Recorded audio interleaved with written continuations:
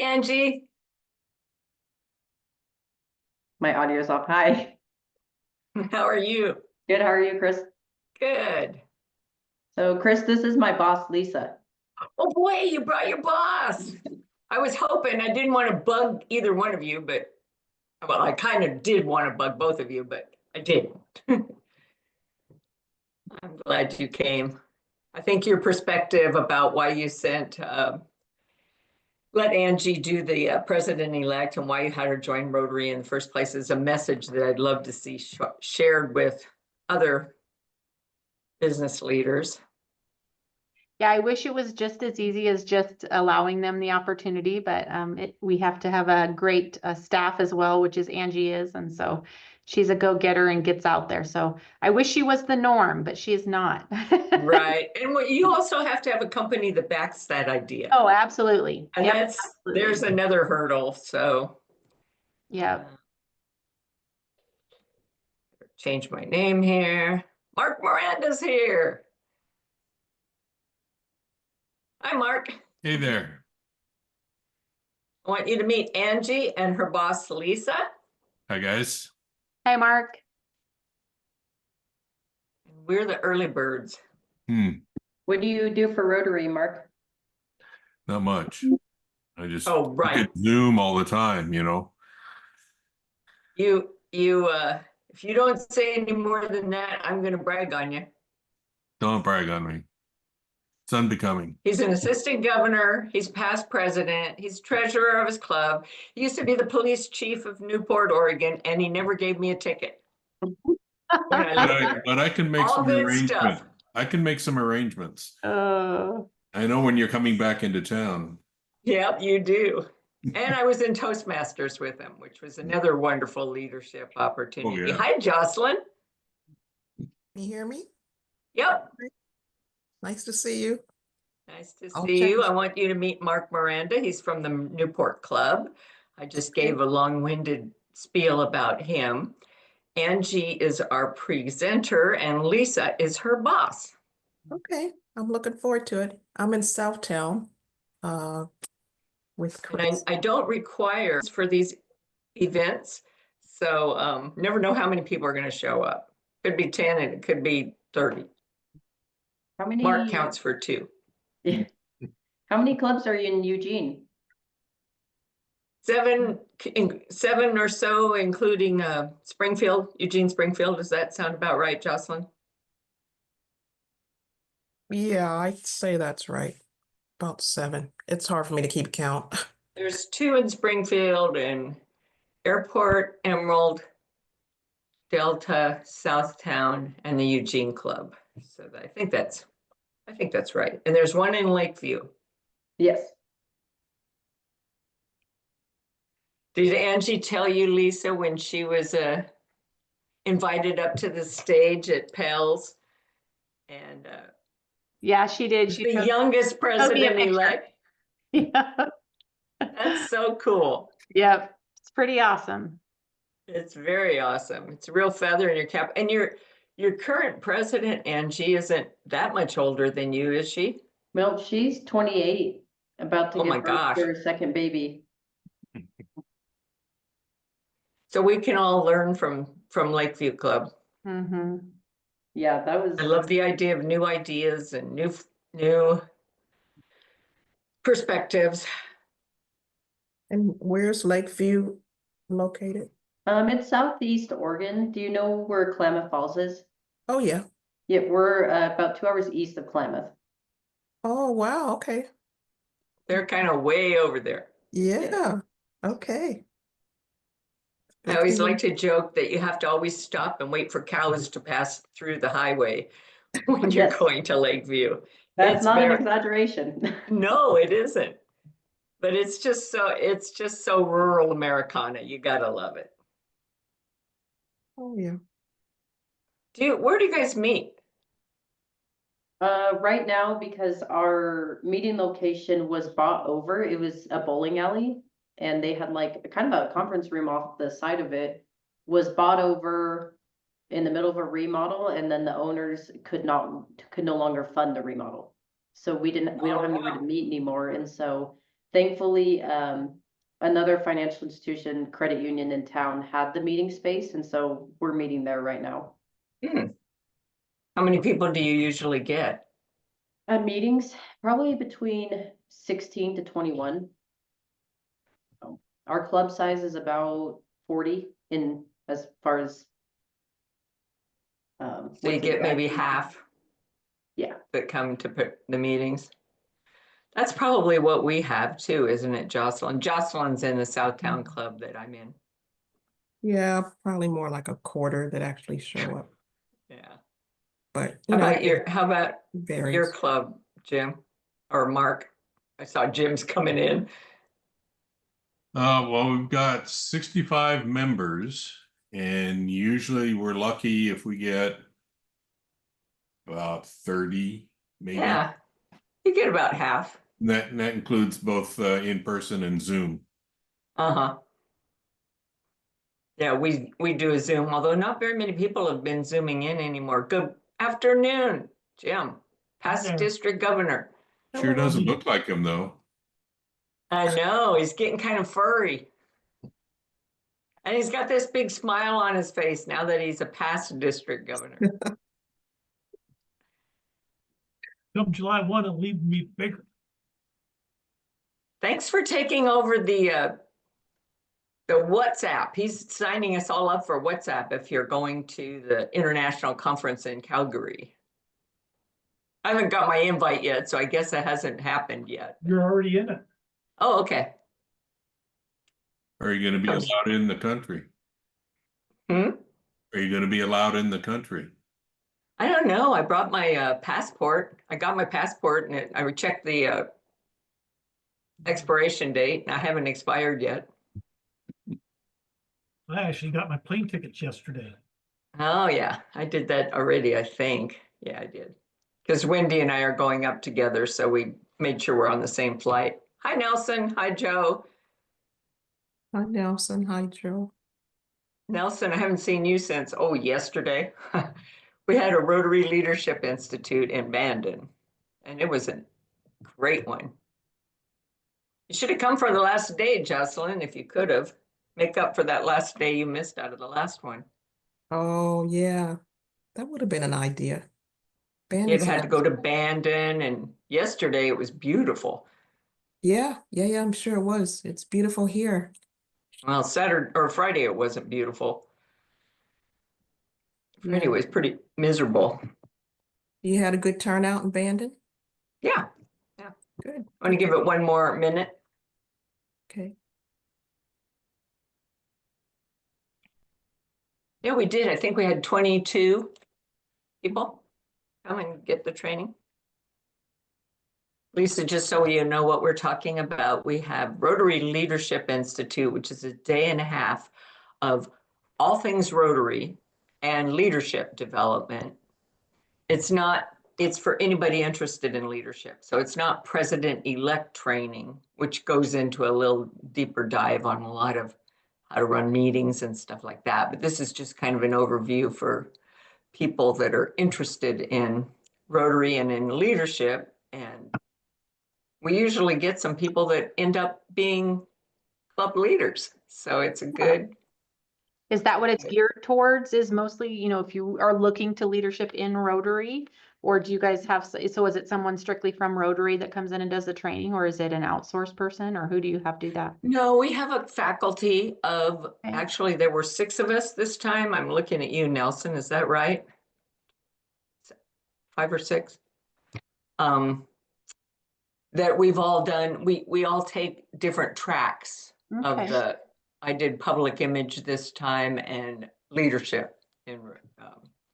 Nice. But we have the foundation that we have cover, and we have membership and, all the things that leaders need to know in Rotary or outside of Rotary, because membership translates to customers. Oh, yes, How do you absolutely. get customers? Yes. Those Yeah. of you that just joined us, Lisa is Angie's boss, and Angie is our program today. And I'm not going to wait any longer. I understand it's spring break and it's nice here, so that enough said. But if you will unmute Angie, I want to introduce you. Okay. Angie, Oh, go huh? ahead. Go ahead, Chris. Angie agreed to come and give us her take on going to Pels. And she came back very excited about it, which is thrilling for me as a governor-elect to have people come back and they're all excited to get to work. And she was able to go to Pels on company time because her boss, Lisa, has a philosophy and the support of the business that they work for that that allows Angie to do that. And so she didn't have to take her own time. Angie's a mother of two. Her husband is deployed, and I'm sure you can weave in some more information about you. She was brought up on the Pels stage and lauded about as the youngest president-elect, and she's the second president-elect in her club, in Lakeview Club, who's under 30. So, I mean, what can we learn from Angie and Lisa? With that, I'm going to turn it over to you, Angie. Can everyone see my screen? I can. Okay, perfect. Thank you for the introduction, Chris. And so this presentation style was meant for my club. And so if I'm talking, some of the presentations are more about like my club. So please just pretend you're in the Rotary Club of Lakeview. And so Sure. this slide is who's your 25-26 president. And so some information about me. I'm 25 years old. I was born in August of 1999. I have two kids who are pictured here. So my daughter is 4 and Knox is 2. I'm the Lake County manager for Pacific Crest, so I get a lot of road time. I have 2 branches under me in Lake County, one on the south side, one on the north. And I've actually been with the credit union I work for since I was 17 years old. And so this June will be my 8th year here. I'm a current student at Southern Oregon University, and I major in innovation and leadership as my studies. And I'm pictured here in the second picture is May. So my club very proudly has a healthy foreign youth exchange program. And so May is our current youth exchange program from Taiwan, and I got the honor of being her counselor this year. And so I have those responsibilities within my club. I grew up in Alturas, California, which is not much farther from Lakeview. It's a small town in Northern California, big agricultural driven community. And I am an alumni of Lakeview Senior High School. So if you didn't know anything about me, now you do. One thing I wanted to share is when I went to PETS, it was very interesting how people got to where they were to the president-elect position. And so I wanted to share my story, and believe it or not, I did not become the president-elect because I didn't miss a meeting. That seemed to be a common theme, was you missed a meeting and then you were the next person. Like Chris said, our current president, Sam Hall, is only about 28 years old. She is the owner of a auto body dealership here, and really been a great business partner with me. And she came to me one day when she was picking her board out for this 25-26 year and asked if I would be the president-elect. And I was currently sitting on 2 other boards in town. I was sitting on a Chamber of Commerce board as the treasurer, and then a board for Christmas program, which I still do. But my term was coming to the end with the chamber, and I said, why not, Sam? And she convinced me, and not knowing much about it. My Rotary background, I've only been in Rotary probably about 2.5 years. And so I definitely came to PETS or PELS as a newbie, versus some of the, you had 2nd-time presidents or 3rd-time, or people that have been there in their clubs for 10 years waiting, or clubs that it was your turn to be president because everyone else has been. And so I didn't know what to expect, but so that's some information about me. So my Pels experience, and I felt really driven to give this presentation to my club with pictures and all the information because it was about $1,600 for my club to send me to Pets with flights and registration and gas and everything. So our club is not probably like most clubs, not a huge deep pockets club. So $1,600 was quite a bit. Also, again, as Chris mentioned, my work and Lisa basically sponsored me to go for the leadership development and paid for the time. So I felt like it was appropriate for Lisa to come see what they spent their money on, and that support. So, so when I went to Pels, I did not know what to expect. I had asked some past presidents. One was a COVID year, so she told me what it was like over Zoom. Other ones had not been to Pels in years. Sam didn't go because she had been sick that year, so not a lot of guidance. Robbie was great. And Robbie is actually my incoming assistant governor. And in this picture is me, Chris, and Robbie. And so I was fortunate to have my AG there with me going through it. So some commonly asked questions that I was asked at Pels that I was not expecting was, are you in Rotaract? I had a lot of people asking me if I was in Rotaract. And also if they could see my ID. Like Chris said, I was by far probably driving down the average age. Less than I have a picture of everyone on stage, but there was probably less than 20 people on the stage under the age of 35 out of the 539 instructors, pets, and everyone there. So we went the 21st of February. It was about a 2.5 day conference in Seattle. My biggest key takeaways from this experience was the Rotary basics, club operations, that we control our club. I was not expecting that. I was fully expecting to come to Pels and Rotary was going to tell me what to do step by step, how I have to do it. And it's always been that way, so I need to do it that way. And I was really expecting it to be kind of dry, like the classes be dry, and that is not what I got. I was really enlightened that as long as we pay our dues to Rotary and Rotary International and the magazine, we have the ability to do what we want with our club that fits our, our culture for our specific club. Another thing I didn't expect to do was build a network, and I was told that I would, but I didn't think I would, and I definitely have. Especially now, like building the network with the other young pets. We connected on LinkedIn pretty fast, Facebook, and one has already messaged me. He is a club president from Canada. He had to take his presidency the next Monday after Pets. And so he texted me and said that he rung the bell too loud at his first meeting. And I thought that was pretty funny. Another one that I connected with was also from Canada, and he's his incoming president, and he has been asked to be his district membership chair. And so it's been pretty easy to actually keep in touch with these people, and they're going through the same experiences.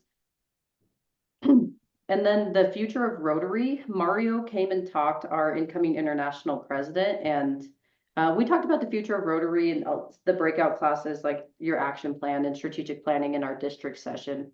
And so that really enlightened me to what the attraction and attrition rate for Rotary has been in the United States, and how important it is for us to do our due diligence now to make sure that Rotary is still what it is in 20 years. So, and I'm the type of presenter, if you have questions as I go, please ask them. I don't want to save them all up for the end. I'm taking notes. I'll circle back. Okay. Okay. Okay, so I've been to conferences before, but this was not like any conference I've been to. They had us from class to class. Everything ran pretty on schedule. So this is just a screenshot from the My Event app that they have for pets. Mm-hmm. And so we started the day at 8 a.m. and then it just took off from there. And these are all the classes that I learned, that I took.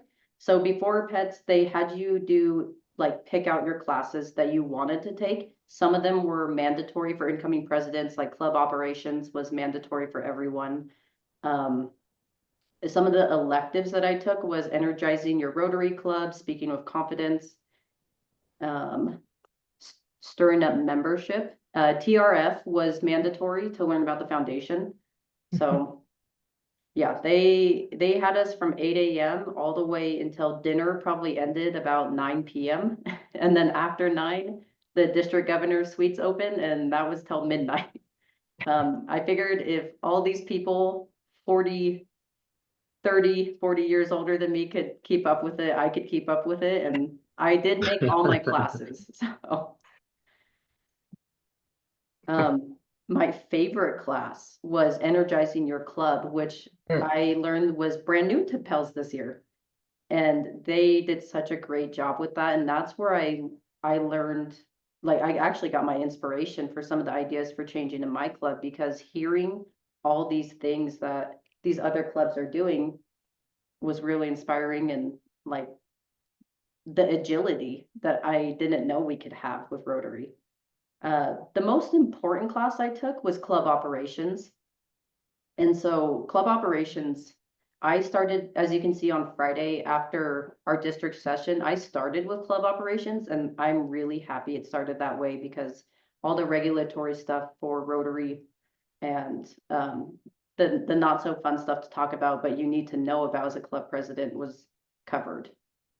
So yeah, and they were really great about, you could tell that Rotary does a good job with reading their surveys after the sessions, because after every session, they encourage you to fill out a survey. That way they can make pets a better experience, because again, the clubs are paying for that and they want people to come and find value in it. So yeah, that was my lineup. And then the next couple slides are some pictures. I want to shout out Mike McGowan. He is from District 5110, and he's also from my club, and he was a learning leader, which I didn't know was an opportunity, you know, maybe for my Rotary future, or, you know, for other people. And so Mike is also my assistant governor's husband. So they came with me, and we had 3 people from my 40-person club at Pets together.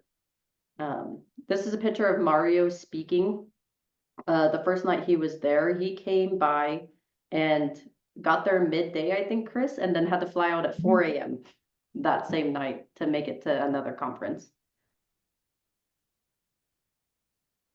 These are pictures. So the top left-hand corner picture is, these are my Canadian friends across the border now, who are taking their presidencies. And so the one right next to me in the blue shirt, he's the one that took his presidency early, right after Pets. And then the one next to me is the one that will be his district membership chair after his presidential year. And then that's his assistant governor. The bottom left-hand picture was all the people under 35 on the stage. And so there was not very many people up there. And they let us say what club we were from and our names. And then the right-hand picture was pretty special, because something about my club is we are building a skate park, and it is a huge capital project. It's going to be over $500,000. We should break ground in May. And any chance I got to talk about our skate park, because I'm so proud that we're doing it. And, I talked to other Rotarians about, and this Rotarian was he was from Oregon, but not from Lakeview or anything, but he grew up in a town near Lakeview, and he wrote me a $250 check to our foundation right there in the middle of class. And so That's pretty cool. yeah, I was What so Nelson excited. calls the magic of Rotary. Yeah, he said he remembers what it's like fundraising money in a small town and campaigning for it. So That's very cool. And then I think there's one other person from District 5110 that was on that lineup yes, of there the young was. presidents, and she's from my club. In fact, the day after she got back from Pels, She led a Rotary Friendship Exchange that went back to her country, Uganda. And so she just got back from that. Just amazing young people getting involved in leadership positions in Rotary. It's so inspiring. And Angie, if I could ask, I've never been up there to PALS. What's the venue that they use in Seattle? So they've been using the same hotel for 30 years. And what was really cool, they had the staff come out the last day, and one of the workers has been at all 30 of the PELs at that hotel. And Chris, I don't remember the name of the hotel, but it's in Seattle, It's Washington. the DoubleTree SeaTac. There's several DoubleTree hotels up in Seattle, but it's the one that's on International Boulevard. It's only 2 blocks, kind of long blocks away from the airport, but there's a shuttle that takes you there. Okay, I didn't know if you used the airport one. That's good to know. And just Yeah. one more question about your AG. What's her background that would make her eligible to be your assistant? That's a great question for Chris, because she's Chris's AG. Oh, is it? An is it AG needs to happy? be a past president of a club. And they need to be, in my mind, somebody that likes going out and supporting other clubs. So each AG has about 4 or 5 clubs that they just guide along, help them set their goals, help them with questions, you know, hurdles that they come up with. And the AG also gets those 4 or 5 clubs together on a regular basis so the presidents can share information, because like Angie alluded to, the real magic is what you get out of the network you build. Mhm. And we don't have to know all the answers, but we just have to know people who know people. And that's the magic of whether you're in business. I'm looking at you, Lisa, or if you're in Rotary, networking is crucial, and that the AGs help with that. Did that answer your question? Well, I was asking specifically about this woman. I can't remember the name, her name, Robbie McGowan. Robbie. So but she's in the Lakeview Club. Yes, and she's a past president. Okay, so you Robbie's need to be been a the, strong supporter of our RILA program and our Yeah. youth exchange, foreign exchange, our youth exchange program. Been a past president. One of the other things that we ask for AGs is we consider people that have been through the Leadership Institute, as you know, that's an additional plus for them. yes. Mhm. Okay, thank you. By the way, this is past district governor, immediate past district governor, Jim Polk.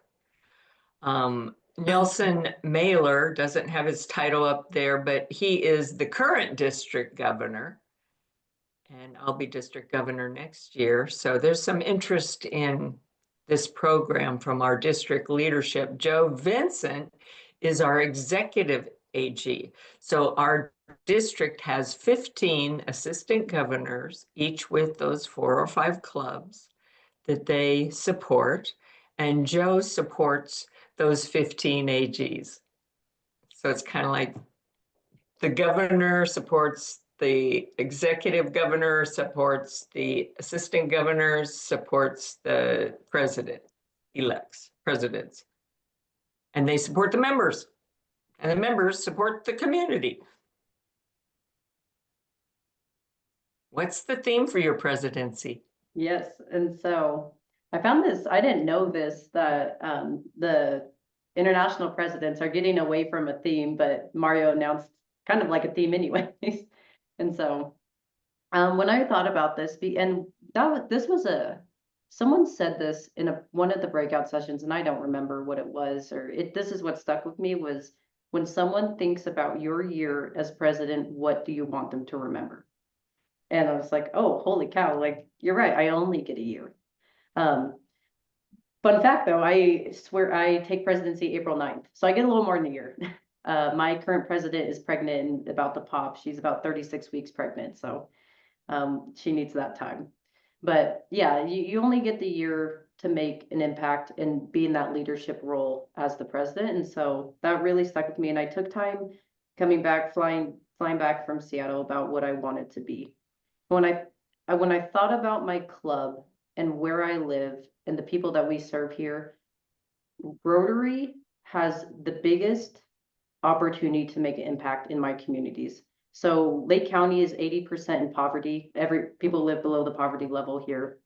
The town of Lakeview is about 2,900 people, not a very big town. But the makeup of my club, just like most, a lot of Rotary clubs, we have doctors and lawyers and bankers and realtors and all kinds of people with just this mass amount of administrative knowledge, life knowledge, and everyone in my club genuinely wants to do service to their community. And I haven't, our club's been around for a long time. So when I thought about that and the capacity we have as a club, I immediately thought all of our seats are way too warm. We are spending way too much time sitting in our seats. And also my club meets every Wednesday at noon. And so the theme for my presidency is going to be service. I did, and how we're going to do that is I made 2 changes to my club. I told my board one day before I announced it to the club. So thankfully my board was all on for it. And so before we start talking about service and the changes I'm making to my club, this was said to me by a stranger. And now that I think of it, I think it was Dean, and she spoke at the last day of PELS. And she was an amazing woman, but I didn't know who she was. She was just another president-elect sitting next to me. Let me insert something here. Nelson's year, the district conference is May 16, 17, 18, is that right, Nelson? In grants past, Dean Rohr is going to be one of the speakers, just in case there's some motivation to get you over that way. Yeah, she was, she was in my first class and sat next to me, and she started talking to me. And, I don't know, I'm building my network, and it's like, wow, this lady, she's like, I'm a 3rd-time president. I'm like, holy cow, like, you must like Rotary. And then she's one of the keynote speakers the last day. So It's also I'm pretty a- sure she said this to me but she told me, you join Rotary for service and you stay for fellowship. And so we're going to break service up two ways in my club and switch things up. So first one will be service to our community. So we are going to replace the first meeting a month with a dedicated community service hour instead of a sit down luncheon with a program. We have a monthly committee that determines our program and our extractor and everything for the meeting. And so this will fall back on my monthly committee, and I'll meet with them to make sure that the community service hour we do is something that we want as a club to align ourselves with. And a big driver of this was we have a program every single week, which is great. And we have these nonprofits come in and talk to us, or we have for-profit businesses or government entities. And at the end of it, we usually ask the nonprofits, what can we do for you? And they're like, I don't know. You can write us a check. And so I think coming from this ideology, we can call them and say, we have 10 to 20 people Wednesday at noon. What can we do for you? And I don't think any nonprofit, if you've ever worked or helped in a nonprofit sector, is going to say, we don't need you. I think they'll find something for us to do. And so, kind of instead of having an open door policy, stepping outside the door and seeking for that. And then the second change to the club will be every time there's a 5th Wednesday in the month, we will not have a business regular meeting. We will change it to a social. And so I didn't know what a social was until I came to PETS, and people were asking, what does your club do for socials? And I had to ask someone what a social was. So I didn't know we were supposed, to create fellowship and have a drink together, or spend time together as a club and make those connections other than business. And so this will also be determined by our monthly committee, and the months so far are July, October, and December. And I'm really challenging whoever's on those committees to outdo the previous month for their social. So, and I've already had club members are like, we'll open up our houses. We can do this. And what was really interesting is when I talked to my board about this, immediately they were like, we used to do this. Yeah, I remember when we used to barbecue or we used to do this. And I'm like, why did you stop? Well, COVID had a factor in that for the 2020, 2021 years, but it's been 4 or 5 years. And so someone needs to bring this alignment back to the club and this type of culture. So, and I want to tell you a story of, and again, this presentation's as if I'm talking to my club on why this is important. And so me and there's a president, the incoming president-elect for the Tule Lake Club, which is also in my assistant governor's club. We connected so well at Pels, and Steve is 70+ years old, and that's probably on the light side. And I'm a 25-year-old Filipino woman, and Steve makes potato boxes to grow potatoes in Tule Lake because that's what they're known for. And I work in the, financial sector. And me and Steve hit it off so well. We talked for a long time, ate dinner together. And this is why, hold on, we connected. And so I think this is why the socials are so important, because if Steve had not sat next to me at the bar, I don't think I probably would talk to Steve very much. And I actually just got off a Zoom call last night with my AG, Steve, and some of the other presidents, and we were able to make a chat group and invite each other to events coming up, like our skate park grand opening and important meetings. So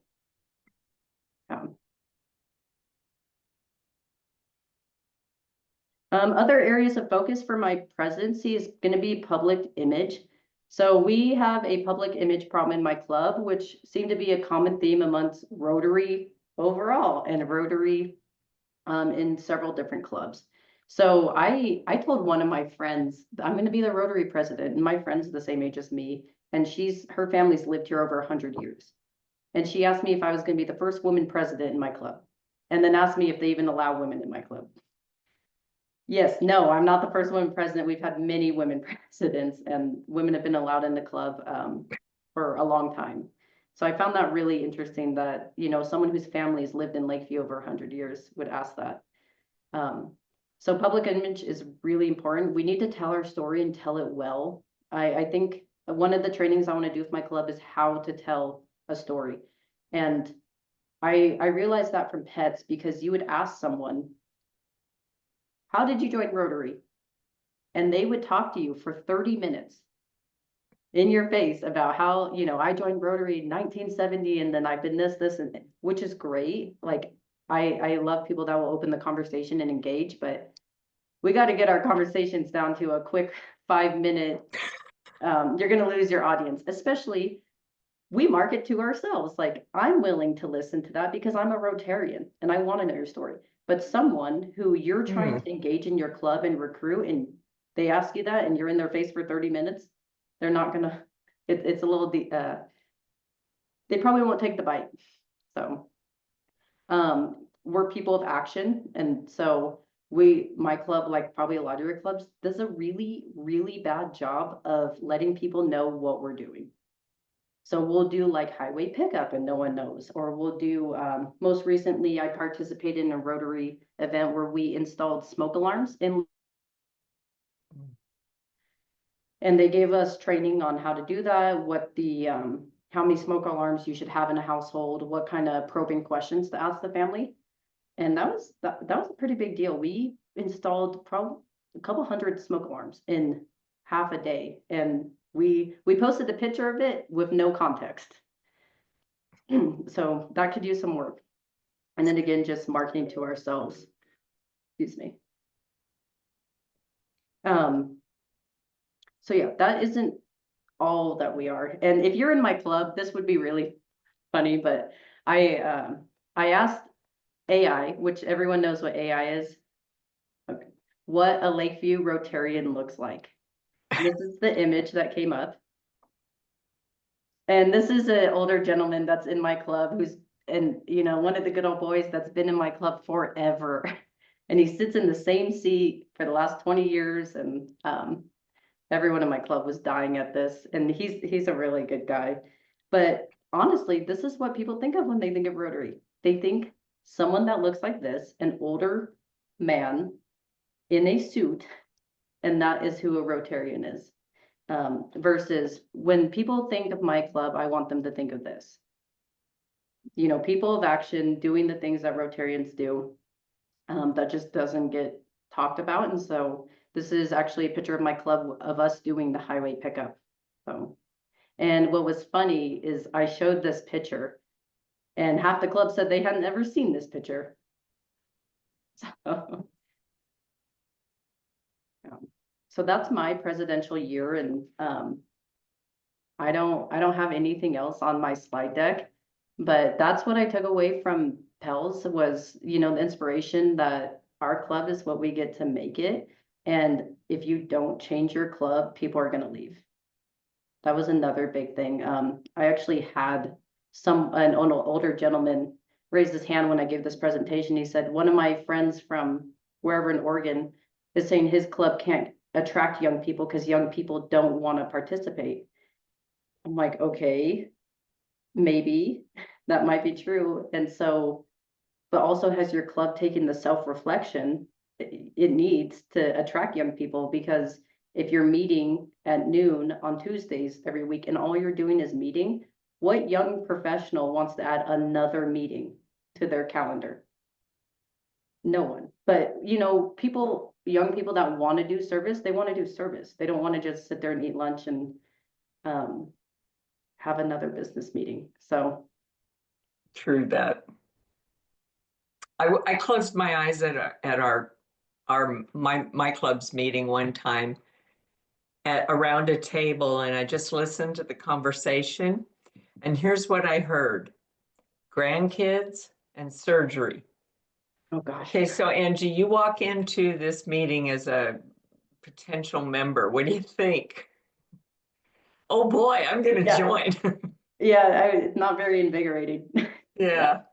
And that's the beauty of if we have a better mix of demographics, then that would get the people that are thinking that way and talking about those things out of themselves, you know, and back into the service and what the impact we're making.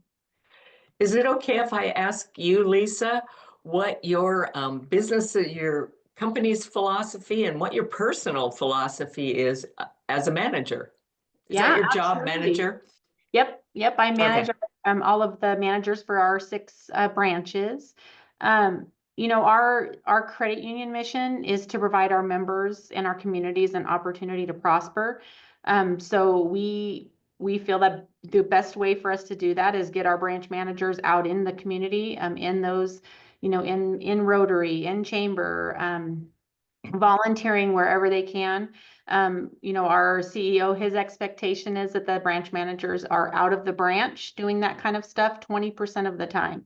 If it's more, that's great. It doesn't, you know, it doesn't always in the same week. Sometimes it's spread out, but giving them that opportunity to get out and, like you've said, network, get to know people. That's how we can find out where there's areas of need where the credit union can help, whether that does mean dollars or where it means hands, it means, you know, what that looks like. And so, as I was telling Chris earlier, I wish it was as easy as just saying, hey, Angie, you can have these 3 days to go to your Rotary thing, but a big part of that work and expectation is on Angie, and you know, and she is a great representative for Pacific Crest, is always willing to get out there and do the extra, you know, especially that she's only 25. She's got, you know, 2 little ones at home. My little ones are all grown, and so I can't imagine being Angie's age and being as involved as she is, and so. But yeah, I think her presentation was great. I think she's really hitting the mark with getting more young people into your groups like that, having that service piece, having that social piece. You know, I think you guys will, you know, if everybody kind of adopted that, would be able to, you know, to expand that a little bit. But And one more question. so we can't find them everywhere. So I wish. Yeah. One more question then. Yeah. How does her leadership training, leadership experience, both through the club and sending her to Pels and those kind of things. How do those translate back into the work she does for you? I think with her her presentation, Angie made a comment to me after she presented in Lakeview and was so shocked how everybody responded to her presentation. And I said, Angie, it wasn't just your slide deck. Yes, that was great, but anyone else, I couldn't have taken that and done as good of a job as Angie had. And so it's the passion and mindset that she presents it with. And she's able to, she recently kind of led our branch managers meet semi-annually. She put that together and kind of led that. So that just translate back into, she's turning those skills and qualities back into the credit union. And so, she's just getting great experience being involved in that kind of stuff. So. And so it ultimately, it's not just a goodwill gesture your company's doing it. It's a financial Yes. reward to it too. Yes. Yeah. And I want to go around the room and ask, Jim threw in something about Dean Rohr that I want to circle back to, and then have everybody else have questions or input. But Angie, I hear a lot about Rotarians and clubs that say, oh, these young people, they just don't want to volunteer anymore. They just don't care. You can't get them to commit. Those darn young people. What would you say to them? And you're muted.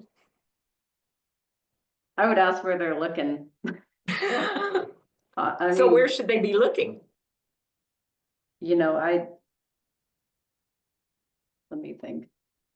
I think from my experience, I've grown up in this not-for-profit financial structure, but yeah, people that are used to working, in the nonprofit sector, those are great people to have in your Rotary Club.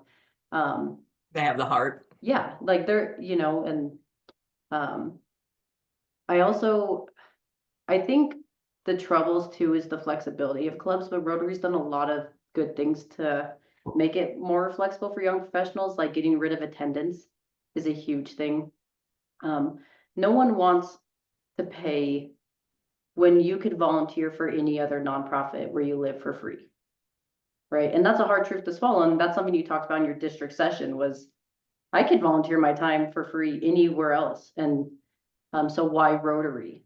And so I would encourage for them, because if they're just and really taking a step back and look, like you had one young person burn you in your club. Okay, you move on, like keep searching for those people. Ryla Kids, I met a club where they were a satellite club, and the incoming president was in his mid-30s. And he said the youngest member in his club was 19, and they had like a couple older ones, not very old, but there was about 20 members. And I was like, oh, wow, you have a really young satellite club. And he goes, we were all Ryla Kids. So we just, how do you engage those kids that go to Ryla or like your Rotaract? And not just, oh, you're a 26-year-old lawyer, you're perfect for Rotary, who might not want to be in Rotary. So truly analyzing where you're seeking that. Because you can train them to do anything, and that's the kind of credit union's philosophies, but finding the people, the right character, and diversifying what you think of as a Rotarian. Can a Starbucks barista be a Rotarian? Of course, or a hairdresser, not just your doctors, lawyers, your professionals, but yeah, and then doing the work from there. How do you make it affordable? How do you make it flexible for them and attractive? So. Well, you're right. You said one thing. You get burned by one young professional. What does that mean? You got burned by one young professional. Emphasis on the word one, Yeah. that doesn't make a trend. Jim, can I circle back to you, and you can talk a little bit more about Dean Rohr, Angie's best friend from the last keynote speaker that you met at lunch? I had the opportunity to serve as Dean Rohr's aide over a year ago at Pels, or Pets at the time. Dean Roars, professionally was a registered or a operating room nurse in South Africa. She was in the operating room for the very first heart transplant surgery. She's been a past district governor. She's served as a trustee of the Rotary Foundation. And yeah, just I couldn't keep up with her. But yes, we did happen to share a bit of an imbibement at the bar at Pels. So amazing woman.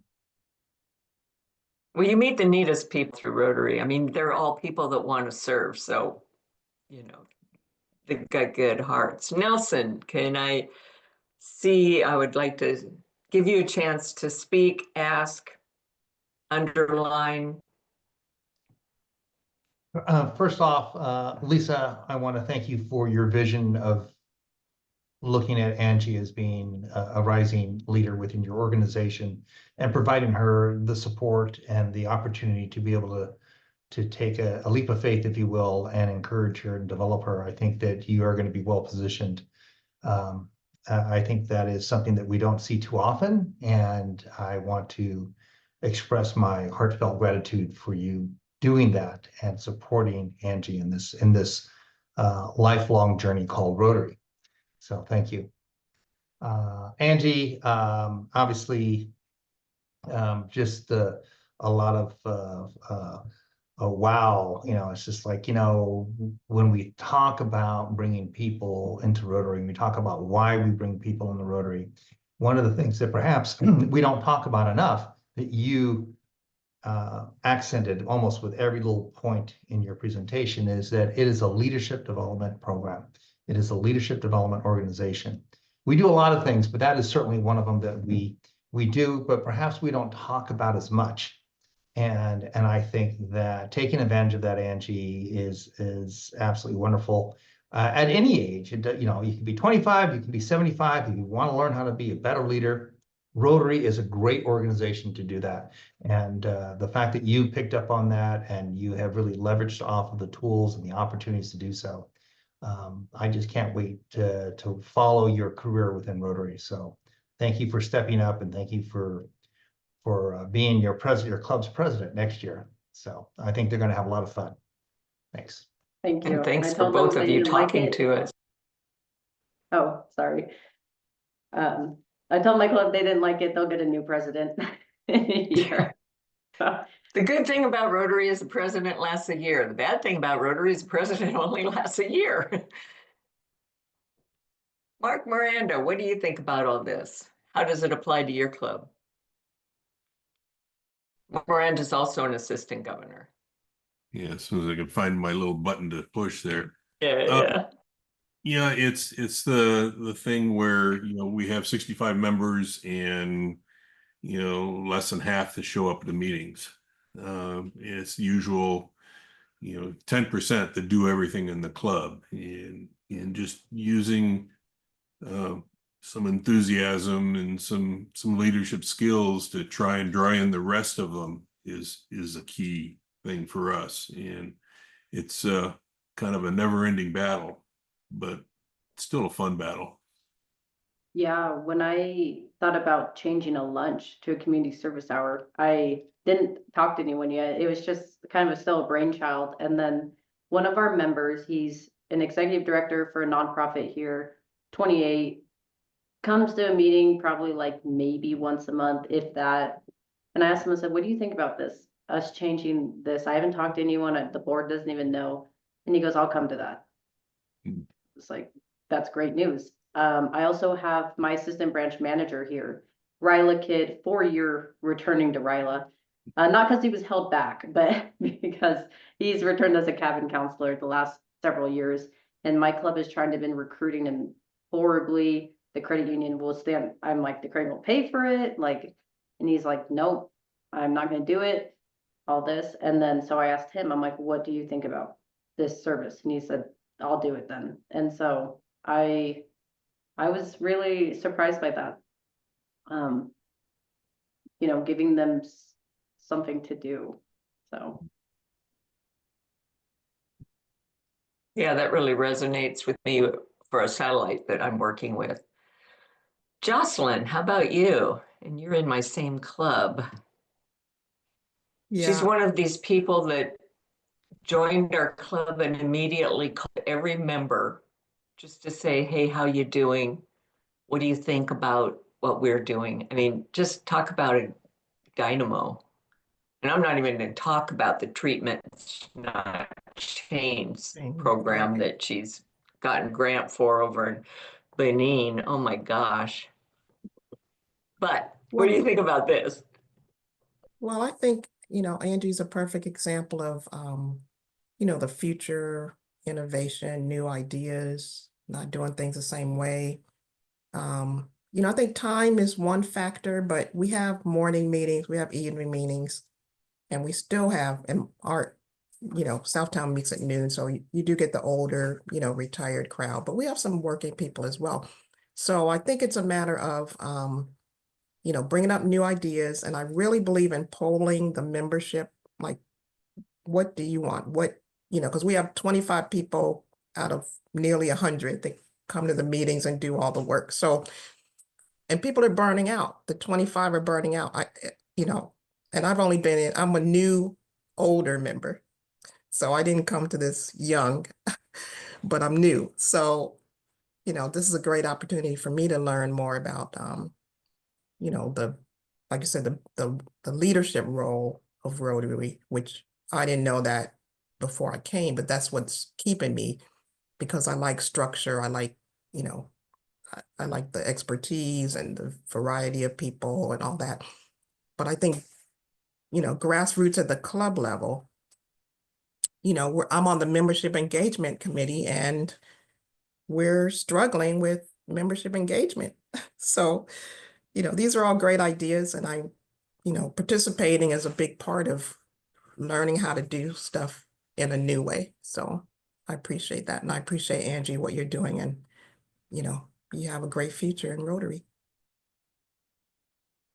Well, you have a wonderful resource, Jocelyn, in Angie, who's in the Lakeview Club. You can find her in DACDB, and she can definitely bring that perspective that might help in the membership engagement at Southtown. So, Absolutely. we're not working in a vacuum. We're not working in a silo. We're all, same with you, Mark. We all can use each other's experience, but most encouraging to me was just to hear Angie's story, complemented by Lisa being Yes. involved in it. I mean, what a wonderful new way perspective for Rotarians to think. Now, this meeting will be on YouTube, so I'll promote that too for those sissies that wanted to do spring break and it's 80 degrees on my deck. But I want to get over to Joe. Joe, what did you think about all this? Well, I think this is an exceptionally good topic and a great presenter tonight. Thank you so much, Angie. A thought that's been occurring to me is that we often have conversations within the Rotary leadership about the direction of Rotary. And we have as a frame of reference what Rotary used to be like back in the day. And then we think about how Rotary is today. And sometimes we're not entirely happy with the way it is today. But I think we need to spend more time up thinking about how we want Rotary to be in the future. And how we want to be Rotary to be in the future is more people like Angie joining our clubs.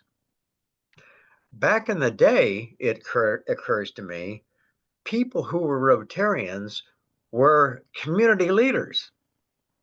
Mm-hmm. And so there was a certain expectation of why they joined Rotary and what they got out of Rotary. And we're discovering today that maybe that isn't such a current phenomenon. Maybe the membership in Rotary has shifted from back in the day to what it is now. And so when I think about what it will be in the future, I think about people who want to discover what's really wonderful about community service. What's really wonderful about growing their leadership skills?